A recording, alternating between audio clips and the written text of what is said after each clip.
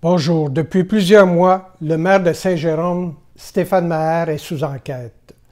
L'enquête est effectuée par le directeur général des élections du Québec et elle porte sur de possibles malversations qui auraient eu lieu lors de la dernière élection en novembre 2017. Cette enquête repose principalement sur les témoignages de Mario Fauteux et de moi, André Marion. Voici les faits et vous en jugerez par vous-même. Comme vous savez, les élections municipales se déroulent aux 4 ans. L'année 2017 était donc une année d'élection. Tous les conseillers en place souhaitaient solliciter un nouveau mandat et j'étais très confiant d'être réélu car j'étais apprécié dans mon quartier. Pendant les mois de préparation à la campagne, le maire et chef du parti nous encourageaient. À sa demande, nous avons participé à une séance de photos pour les affiches. Nous avons recueilli les signatures d'appui nécessaires. Il ne restait qu'à déposer notre bulletin de candidature qu'il devait d'abord signer. Nous avions plusieurs semaines pour déposer ce document à la directrice des élections, mais Stéphane Maher nous disait qu'il avait une stratégie et que nous déposerions le dernier jour, le 6 octobre. Stéphane Maher nous disait « Prenez tous congé cette journée-là, on va déposer ensemble nos bulletins de mise en candidature. » Quelques jours avant, je lui avais fait part de mes doutes face à cette stratégie difficile à comprendre, mais j'ai ajouté que je lui faisais confiance. Il m'a répondu de venir le rencontrer le matin du 6 octobre, dernière journée, et qu'il avait réservé un moment auprès de la directrice des élections pour que je puisse aller déposer mon bulletin de candidature. Pour moi, cette rencontre du 6 octobre ne devait être qu'une simple formalité. Mais tout ceci n'était qu'un tissu de mensonge, car voici ce qui s'est réellement passé le matin du 6 octobre. J'arrive comme prévu à 9h30, j'entre dans le bureau du maire et je vois que 2 conseillers s'y trouvent déjà, Gilles Robert et Benoît Beaulieu. Ils ont un air grave lorsqu'ils me saluent. Stéphane Maher m'annonce qu'il a une bonne et une mauvaise nouvelle. La mauvaise, c'est que je ne serai pas candidat.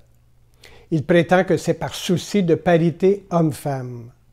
C'est vraiment un prétexte car non seulement il n'en avait jamais parlé avant, mais il avait accepté son ami Éric Bach comme nouveau candidat.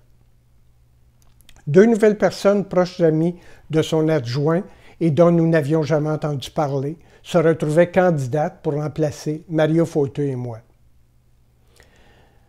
En ce qui me concerne, personne ne s'était présenté contre moi. Mon élection était presque assurée. C'est donc ma remplaçante qui a bénéficié de mon travail. Elle a donc été élue par acclamation, sans opposition et sans effort de sa part. Puis, la bonne nouvelle, c'est qu'il m'offrait un poste de prestige bien rémunéré à la tête d'une future corporation culturelle. Par la suite, on a compris, Mario Fauteux et moi, que ce stratagème avait été planifié depuis plusieurs mois. Jamais de ma vie je me suis senti trahi de la sorte. Ce fut un choc pour moi et pour ma famille. Le seul intérêt de Stéphane Maher était d'avoir non seulement une équipe complète de 13 élus sur 13, mais aussi d'avoir le pouvoir absolu sur une équipe qui lui obéira au doigt et à l'œil sans jamais poser de questions. Certains diront, mais c'est ça la politique, tous les coups sont permis, mais non. Heureusement, tous les coups ne sont pas permis. L'enquête en cours pourrait prouver qu'il a tenté d'utiliser son rôle de maire pour modifier le résultat des élections, qui nous a fait miroiter à Mario Fauteux et à moi des emplois pour nous dissuader de profiter des dernières heures qui restaient avant la clôture des mises en candidature. Mais en quoi consistent les lois qui ont possiblement été violées? D'abord, il y a l'article 590, la loi sur les élections et les référendums au Québec. Comme une infraction, quiconque, par lui-même ou par l'intermédiaire d'une autre personne, obtient ou tente d'obtenir qu'une personne pose sa candidature à un poste de membre du Conseil, s'abstienne de le faire ou retire sa candidature en lui promettant ou en lui accordant quelques dons, prêts, charges, emplois ou autres avantages, ou en lui faisant des menaces. Il pourrait aussi être reconnu coupable d'abus de confiance. C'est l'article 122 du Code criminel, une accusation qui peut entraîner jusqu'à 5 ans d'emprisonnement.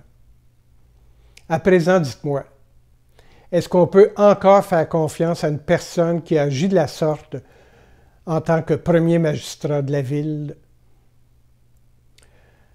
2 conseillères municipales, des ex-collègues, Nathalie Lassalle et Joanne Dicker, ont eu le courage de quitter le parti parce qu'elles ont été scandalisées de la façon dont le maire nous a traités. Et les 2 ont perdu beaucoup d'avantages et de bénéfices. Pendant ce temps-là, les autres conseillers, ex-collègues qu'on a côtoyés pendant 4 ans, se taisent. J'aurais honte pour eux. Merci de votre attention.